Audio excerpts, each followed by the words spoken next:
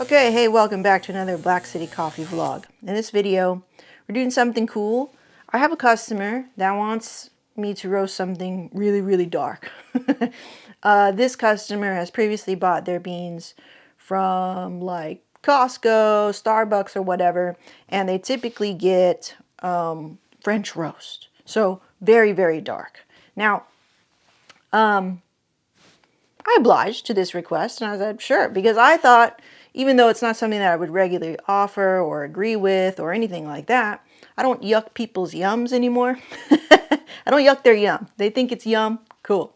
And if I can provide that service for them, awesome. Anyway, so this customer, she's actually, I'm actually a customer of hers. She's been coming to here to help me work out all of the scar tissue of my scar. She's really excellent at it, and her husband drinks this French roast, very dark coffee. So I hit up my friends over at Mill City Roasters, and they sent me a profile of their darkest profile. This is what it looks like. So what we got here is basically a 4-4-4 sort of breakdown, 40%, 40%, 40%. 4 minute, 4 minute, 4 minute kind of breakdown of the total roast profile, which is pretty standard. Like that's what I was doing before I even went to like roaster training. I was doing that for my dark, and the reason why I don't offer it, and this is something I've been thinking about doing, just because there's some people who want that, you know, and so I may even make it like a subscription so they could just, you know, make it brainless. And I think it would serve a demo that is maybe older. They're really used to that, you know, nostalgic tasting coffee. They just want that dark coffee, but you know, they want maybe a little closer relationship with the roaster, right? And that's what I could do. So definitely, this is going to be something that I've been thinking about for a long time. Like what kind of dark can we offer? What's our angle on it? I don't want to just do it to check the box. I want to have real thought behind it and actually do it with really, you know, with intention and just, I don't know, you know, do it in a way that it feels right for me instead of just checking the box and feeling like, yeah, we just do that, you know. So we're going to roast that today. I have the profile here that you've seen. I'm going to model this. I can't really copy it exactly, but this is really cool because this is their digital control where it actually automatically will track your heat and your air and all that cool stuff. I am not able to do that. So I have everything is manual. So I would have to manually input my heat and my air and all that stuff. I'm not quick enough to do it. So this is really cool for me to get a behind the scenes look at what they're producing. And I'm just going to try to match and model this as best as possible. So let's go do that today. We got a couple of orders as well. So it's a pure roasting day. Let's get started. All right, we just dropped the coffee. We just charged the coffee. And I'm going to follow their profile right here. Oop. Okay. So it looks like a 4x4x4, 4 minute, 4 minute, 4 minute sort of thing. It looks like a really high charge temp. And then after turn, he adjusts the fuel to, it's pretty drastic. It's a pretty hard like turn down. And so the curve is kind of like under, I'd say. So I'm going to try to follow that. So we hit turning point at 149. And we're at full power right now. That's better. Okay, so we're trying to hit turning point at a minute. We're a little later than that. That's fine. This is a much older coffee. We're going to hit yellow pretty soon. He hit yellow at 4:37. Okay, I think we can hit that. And then we're looking for an 8:41 first crack. And then we're hitting second crack at 12 minutes 33. And we're going to drop it at like 13 minutes. Cool. Okay, let's see if we can follow that. We're hitting yellow pretty soon. So we have, there's still some wetness, some greenery there. Okay, green to yellow, bam, right there. 446, air is to 50. We're going to come down in the heat to about 2. All right, so you can look at the screen while we talk about it. At 530. Okay, we need to come down in the heat a little bit more. I'm doing a 1.5 kPa. Again, it's getting away from me here. You know, don't freak out when it starts to table like that. You know, just adjust your fuel. I used to freak out. Alright. So see, as it's going, kind of going up, now we can kind of use that to help us. You know, overall, we want this to just kind of go like that. And if we're comparing it, this is a really bad example, but we're trying to do this, right? It's a tail, trying to tail it out. So let's do that. We're going to keep adjusting the fuel down, and we're following this. Now this is a scrunched up version of what we're trying to do, but you'll see it in a minute. Here's our first crack. It's a little too early. That's because this coffee is very old.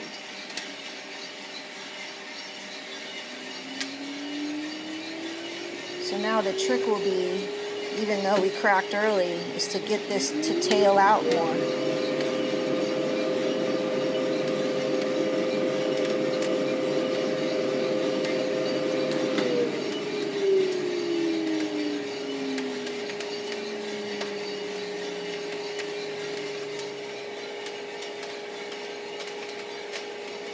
See how early we cracked? We cracked at 366. And you know, this is all like, you know, it's not super accurate, but it's pretty early versus like a 380, right? So that's going to happen. You have an old coffee, meaning like this was harvested back in, I think, either 2019, 2020. So yeah, it's a lot more. It's going to hit those numbers a lot earlier because it's old. But since we're going very dark on this, she's not going to be able to tell. And it's a win-win for everybody. It's still going to taste good. It's just like not going to exhibit the same roasting characteristics as a fresh coffee. And I'm cool with that. So see how we're still trending downward even though we had this little whoop. So, you know, don't freak out when you have these little moments like that. Now, see that it's going down? I need to increase the heat quite a bit to counter that, and so that it keeps tailing out this way.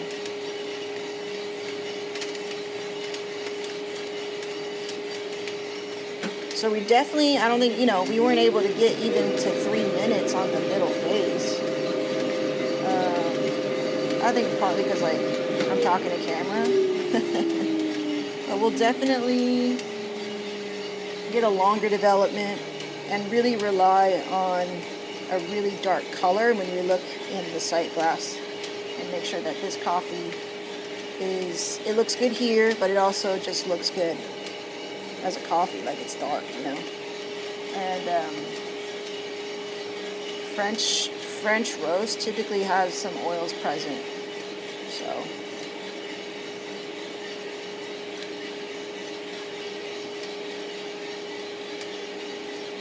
Okay, we need to come down as tabling a little bit. Can't let it get too far away from us. Move that over. And we're trying to hit a second crack for sure. Now we may just hit it earlier, so I need to listen for that second crack.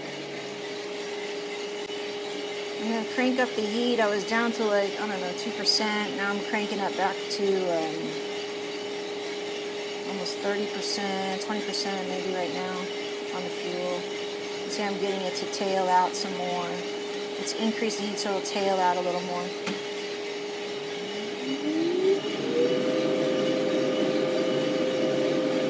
Now I think if we had a fresher coffee, still at this elevation, like maybe 1500.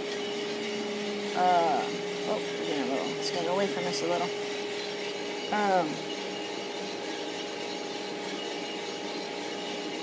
You know, I think we would have exhibited a lot more control, but yeah, kind of gets away from me. I don't want to go too far up. I definitely don't want to go up past like my last curve.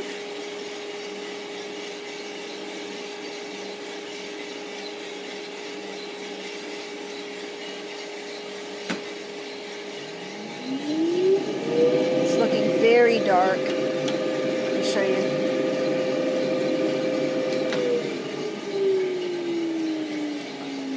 Dangerously dark.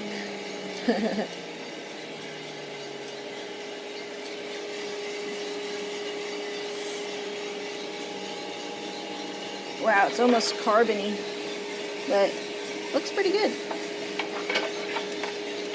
All right, there's our second crack at 13 minutes. Now we drop.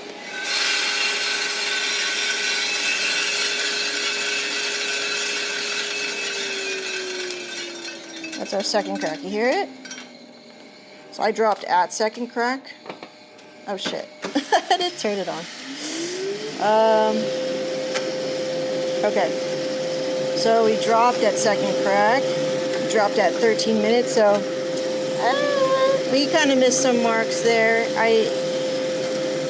That middle, and how I think and predict this coffee will taste if I'm really being critical of it. I mean, it's a dark ass roast. Let me show you. Whoops.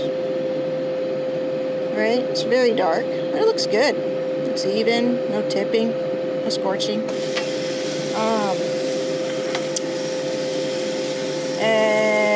DTR 41%, middle phase 21%, first phase 38%. Okay, so we didn't nail it, and definitely the heat got away from us in the middle phase, approaching first crack. Why? It's harder to control older coffees because the heat could just take off on you. Because there's not a lot of moisture in the bean because it's older. It just doesn't have that much moisture. So if you were to take an actual moisture reading of this old ass coffee, which we can't because that's an expensive tool, it'd probably be something like maybe under 11%. Maybe it's like 10% or maybe even 9%, you know. But generally I'm happy with that. And I think this customer will like it. I think they'll appreciate it. They're going to put cream and sugar in this coffee. They're not going to be able to really identify what's missing. I think only I can. But we're going to cup it. We're going to take a little cupping sample for ourselves just to like see what we did, you know, and reaffirm what we predict right here at the roaster. Okay, so now I got some orders to do, and we'll see you back in the lab. We'll talk about this dark roast, we'll cup it, and all that stuff.